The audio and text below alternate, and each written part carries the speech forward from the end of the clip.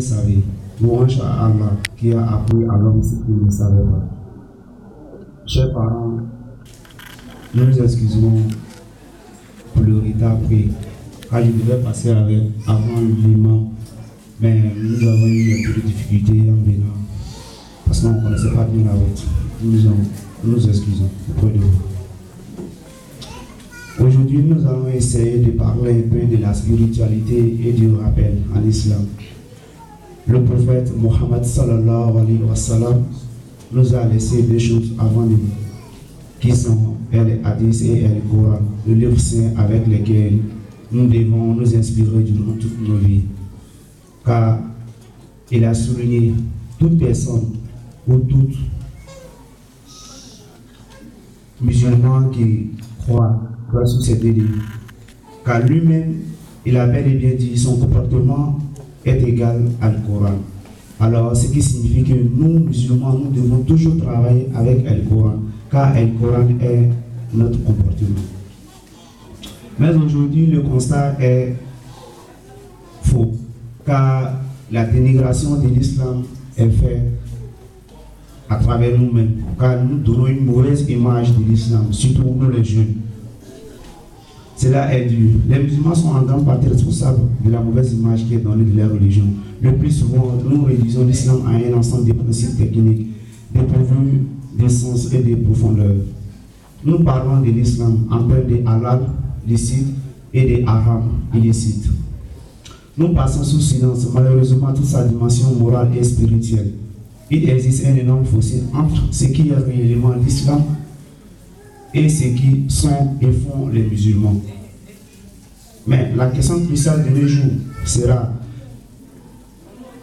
n'est pas tant de savoir si les lois de l'islam sont compatibles avec celles de la société occidentale, mais plutôt comment préserver et accroître sa spiritualité au cœur d'une modernité.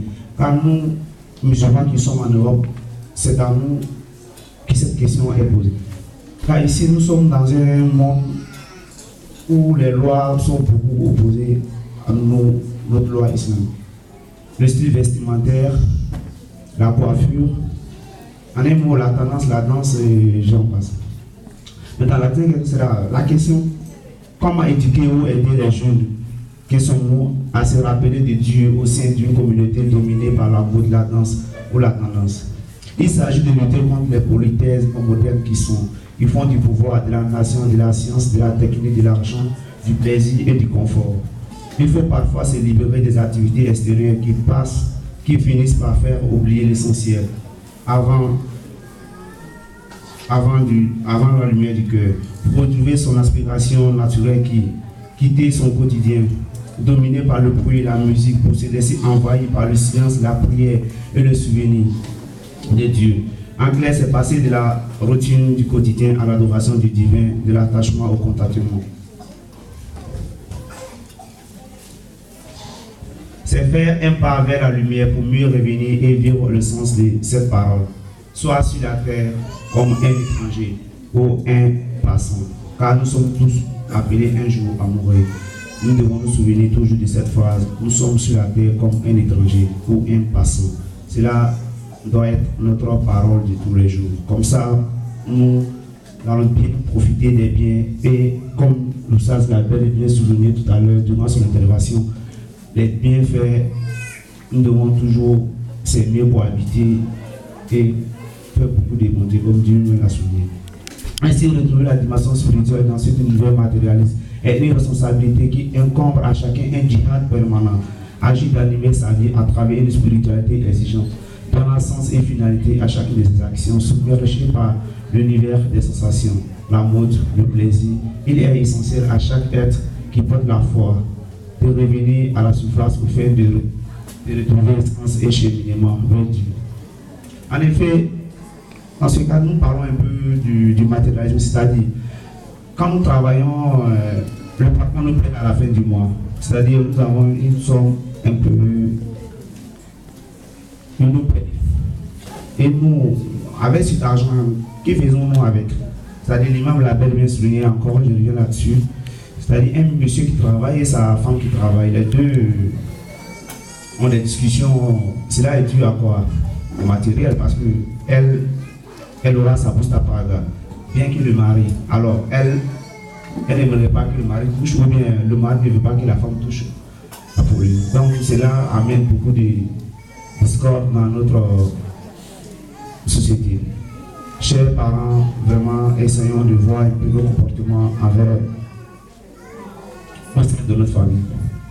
L'éducation est l'un des éléments clés de l'islam. Car quiconque ne peut adorer Dieu sans le connaître. La connaissance passe par l'apprentissage. L'apprentissage passe par la sagesse. Et la sagesse vient de l'éducation. Mais pour l'éducation, nous pensons que nous avons trois types un peu d'éducation. Car nous avons l'éducation que l'on reçoit au sein de la famille. Et une autre en route, c'est-à-dire dans la rue, et une autre à l'école, c'est-à-dire ce qui nous enseigne l'instituteur. Maintenant, pour l'éducation familiale, je pense que c'est la plus importante. C'est-à-dire l'enfant, déjà dans le ventre de sa mère, doit suivre un très bon traitement jusqu'à ce qu'il vienne au monde. Et après cela, il doit avoir un bon cadre pour être bien éduqué. Mais nous sommes en Europe, il est un peu difficile de nous occuper très bien de nos enfants. Et c'est là, nous devons créer et ou approcher les imams qui sont nos parents pour vraiment bénéficier de leurs bonnes idées en islam. C'est-à-dire les apprendre à lire le Coran, les apprendre qu'est-ce que l'islam. Parce qu'ici nous sommes un peu pris par le temps. Et l'enfant quitte la maison en allant à l'école. De la maison à l'école, c'est l'éducation de la rue. Et c'est ce qui est beaucoup dangereuse. Car l'enfant est beaucoup exposé, est beaucoup allergique. Car il se laisse beaucoup à l'enfant peut quitter la maison, n'est pas arrivé à l'école. Et il se trouve dans la rue. Cette rue peut l'amener à faire des mauvaises choses, à avoir des mauvaises idées. Vraiment, les parents essaieront de voir un peu ce cas.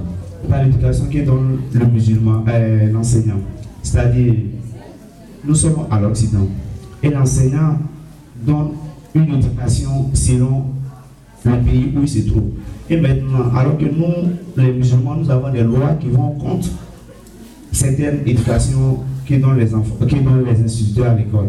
Alors, quand l'enfant retourne de l'école, nous devons lui demander ou le suivre de près. Pour que vraiment, pour pas qu'il se laisse aller par l'éducation, toute l'éducation qui lui sont données à l'école. Car cela peut ennuyer un peu sa vie. Dans la spiritualité est une manière de faire les choses. C'est étudier, travailler, manger, s'amuser, comme tout le monde, mais différemment des autres, avec sens et finalité à travers l'éthique islamique. Elle sacralise la vie, car toutes les actions du quotidien sont profanes et ne deviennent sacrées que si elles sont accomplies dans un souvenir de Dieu. C'est-à-dire, toutes les activités que nous devons commettre, c'est-à-dire, il va falloir véritablement le faire avec l'amour de Dieu, avec l'amour du prochain.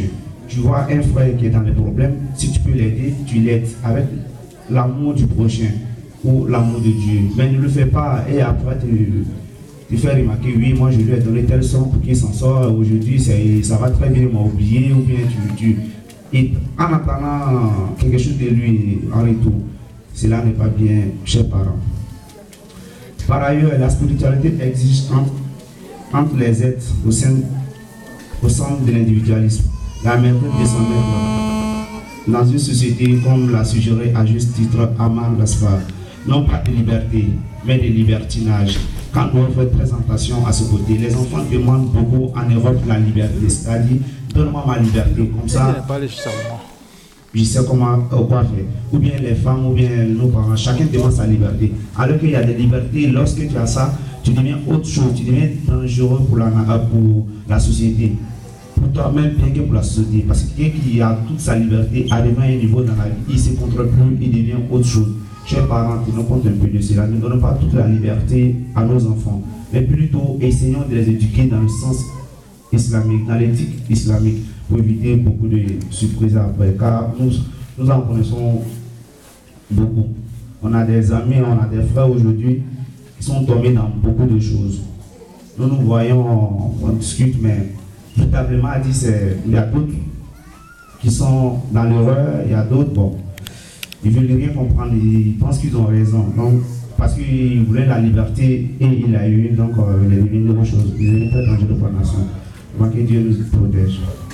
Ainsi, la spiritualité reflète la lumière du cœur pour qu'elle devienne une lumière dans la société. Et est le souvenir intime de Dieu, qui est le but ultime de l'existence de chaque être sur la terre.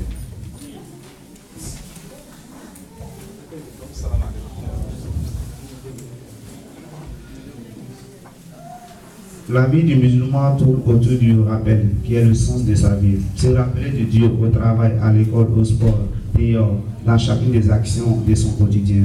Se souvenir de sa présence à travers la purification du cœur, l'entretien de l'esprit et la question du corps, et en particulier à travers la prière, la zakat, le jeûne et le pèlerinage pour qui en a les moyens.